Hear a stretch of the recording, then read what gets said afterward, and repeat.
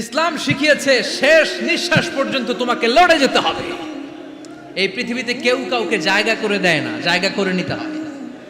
এই পৃথিবীটা, the life is not a bed of roses, এটা ফুল বিছানো কোনো ফুল সজ্জা নয়, এটা কণ্টকাকীর্ণ। কেউ আপনার স্পেস করে দিবে না, কেউ আপনাকে সুযোগ করে দিবে না, কেউ আপনার জায়গা করে দিবে না, বরং আপনি জায়গা করে নিলে টাইনা নিচে নামাবে।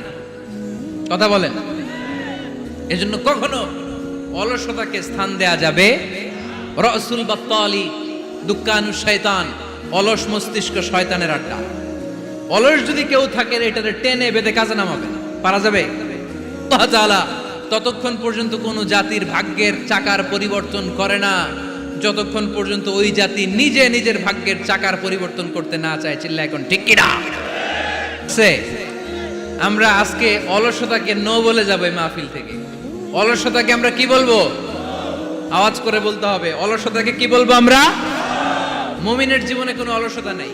যখন আমরা এই সিদ্ধান্তে আসতে পারবো যে আমরা অলস সময় কাটাবো না, আমরা আমাদের এই সময়গুলোকে প্রোডাক্টিভ ওয়েতে কাজে লাগাবো, কোনো না কোনো কাজের সাথে জড়িত হব।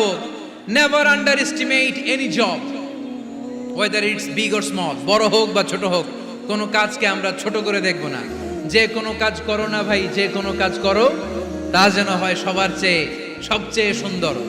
আমাদের অবসর সময়গুলোকে কাজে লাগানোর দরকার আছে না নাই? আমরা নিজেদেরকে কর্মঠ করে, কর্মজীবী হিসেবে, শ্রমজীবী হিসেবে নিজেদেরকে প্রতিষ্ঠিত করতে চাই। রাজি আছে মুসলমান? লক্ষ্মীপুরের যুবক ছেলেরা আওয়াজ করে বলো, পারা যাবে? লজ্জা কিসে?